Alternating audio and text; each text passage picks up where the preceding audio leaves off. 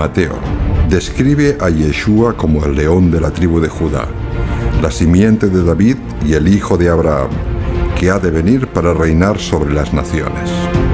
Marcos describe a Yeshua como el siervo sufriente, el Mesías sufriente, que viene a servir y no a ser servido.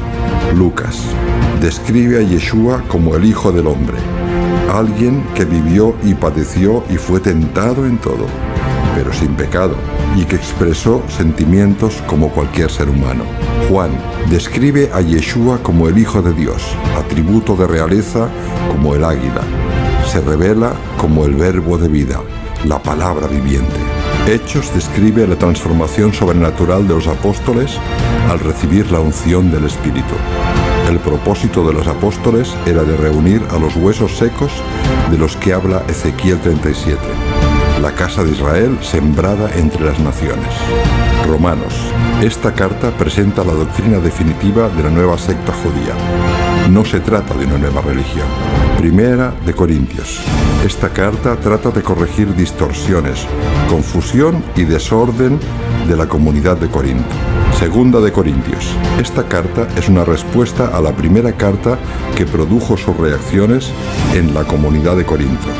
Gálatas. Tiene que ver con la galut, la dispersión. Es una carta que ha traído muchos malos entendidos.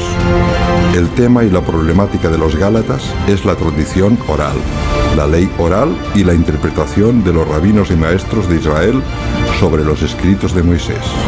Efesios. ¿Quién es Israel? Esta carta nos va a ayudar a descubrir el misterio. ¿Dónde está Israel? Filipenses. Esta carta nos presenta la clave de cómo vivir como creyentes en Yeshua una vida de gozo y paz, a pesar de los sufrimientos. Colosenses. Esta carta trata de la divinidad de Yeshua. Fue escrita para contrarrestar diversas herejías y para exhortar a los creyentes sobre la verdadera identidad de Yeshua. Primera de Tesalonicenses. La filosofía de Occidente está influenciada por la filosofía griega. El concepto de la globalización es un concepto griego. Las cartas del apóstol no tienen tanto que ver con la tierra de Israel, sino que se dirigen a las personas ovejas perdidas, absorbidas por el imperio grecorromano. Segunda de Tesalonicenses. Habla de los últimos tiempos. Era una respuesta a las dudas que habían manifestado los creyentes de Tesalónica con respecto a la resurrección de los muertos y el regreso de Yeshua. Primera de Timoteo. Enseña los principios de cómo deben los líderes comportarse en una congregación. A saber, en la casa de Dios, que es la Cajal, iglesia del Dios viviente, columna y baluarte de la verdad. Segunda de Timoteo. Pablo enseña con meridiana claridad que lo que cambia entre el primer pacto y el segundo pacto es la actitud del corazón. Tito. En esta carta, el apóstol enseña sobre los requisitos de los obispos y los ancianos para poder ser dignos de tal encargo. Filemón. Esta carta fue escrita para interceder por la vida de Onésimo, esclavo de Filemón. Hebreos. Dirigido a hebreos creyentes en Yeshua como el Mesías de Israel.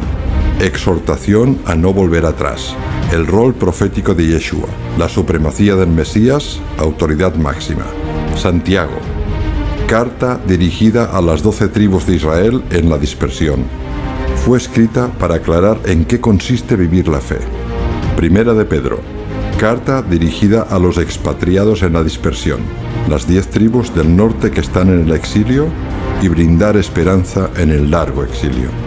Segunda de Pedro. También dirigida a los expatriados en la dispersión para enseñarles a defender su fe. Primera de Juan. Enseña los fundamentos de la fe hebrea auténtica para que el creyente autoexamine la legitimidad de su fe. Segunda de Juan.